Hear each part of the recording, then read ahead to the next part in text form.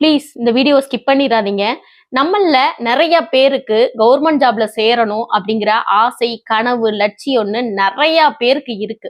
முன்னாடிலாம் கவர்மெண்ட் ஜாப்ல வேலை பார்த்து ரிட்டையர்ட் ஆக போறாங்கன்னா அவங்க சர்வீஸுக்கு தகுந்த மாதிரி கொஞ்சம் அமௌண்ட்டை செட்டில்மெண்ட்டா கொடுப்பாங்க. கரெக்டா அவங்க ரிட்டையர்ட் ஆனா அடுத்த மாசத்துல இருந்தே அவங்களோட பென்ஷன் வர ஆரம்பிச்சிடும்.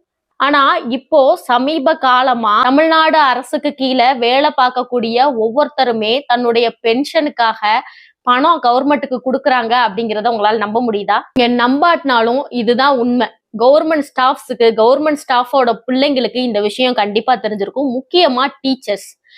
கடந்த 4-5 வருஷமா ஒருத்தவங்க ரிட்டையர்ட் ஆகுறாங்க அப்படின்னா அவங்க பென்ஷன் வாங்குறதுக்கு அவங்களோட கை காசை கவர்மெண்ட்டுக்கு கட்டுனாதான் பென்ஷனே வருது. டீச்சர்ஸுக்கு கொஞ்சம் வருஷத்துக்கு முன்னாடி 5400 கிரேடு பேன்னு சொல்லிட்டு போட்டாங்க. அவங்க சம்பளத்தோட இந்த 5400 ரூபாய் சேர்ந்தே வந்துட்டு இருக்கும். வேலை பார்க்குற சமயத்துலலாம் விட்டுட்டு அவங்க ரிட்டையர்ட் ஆகுற சமயத்துல போய் நாங்க கொடுத்தது தப்பு, நாங்க தப்பா உங்களுக்கு 5400 கொடுத்துட்டோம், நீங்க எத்தனை வருஷமா அந்த 5400 உங்க சம்பளத்தோட சேர்த்து வாங்குறீங்களோ அந்த அமௌண்ட் எல்லாத்தையுமே சேர்த்து நீங்க கட்டுனாதான் உங்களுக்கான பென்ஷன் வரும்னு சொல்லிட்டு ஒரு ஃபுல் ஸ்டாப் வைக்கிறாங்க.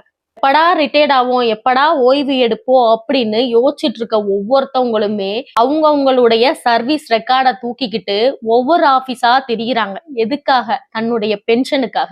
அதுலயும் அந்த சர்வீஸ் ரெக்கார்டுல கால்குலேஷன் பண்றவங்களோட அட்டூழியம் பெரிய அட்டூழியம். அது தப்பா இருக்கு, இது தப்பா இருக்கு, நான் கரெக்ஷன் பண்ண போறேன், அது பண்ண போறேன், இது பண்ண போறேன்னு சொல்லிட்டு அவங்க கையில இருக்கிற காசையும் அடிச்சு புடுங்குற மாதிரி புடுங்குறாங்க. என்னடா இது, ஓய்வூதியத்துக்காக தானே பாடுபட்டுட்டு இருக்கோம், நம்ம ஓய்வூதியம் வாங்குறதும் போதும், நம்ம அதுக்காக செலவழிக்கிறதும் போதும்னு சொல்லிட்டு ஏகப்பட்ட ரிட்டையர்டான கவர்மெண்ட் ஸ்டாஃப்ஸ் எல்லாருமே புலம்பிக்கிட்டு அழுதுகிட்டு தவிச்சிட்டு இருக்காங்க.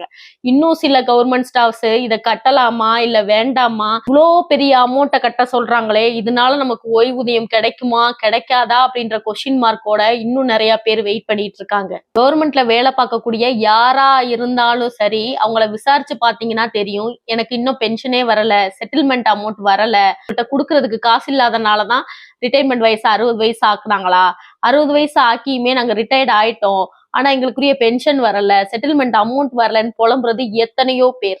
அதுலயும் சில வருஷங்களுக்கு மேல ஜாயின் பண்ணவங்களுக்கு பென்ஷனும் கிடையாது, எதுவுமே கிடையாது. அது எல்லாத்துக்கும் தெரிஞ்ச விஷயம்தான். இந்த பணம்லாம் எங்க போகுது? 10 வருஷத்துக்கு ஒரு டீச்சர் மாசம் மாசம் உங்க சம்பளத்தோட 5400 ரூபாய் வாங்கியிருந்தாங்கன்னா அவங்க ரிட்டையர்ட் ஆகிற சமயத்துல அந்த 5400 ரூபாய் ஆரம்பத்துல இருந்து கடைசி வரை எவ்வளவுன்னு கால்குலேட் பண்ணி கவர்மெண்ட்டுக்கு கட்ட சொல்றாங்க. இது எதுக்கு என்னன்னு இப்ப வரை யாருக்குமே புரியல.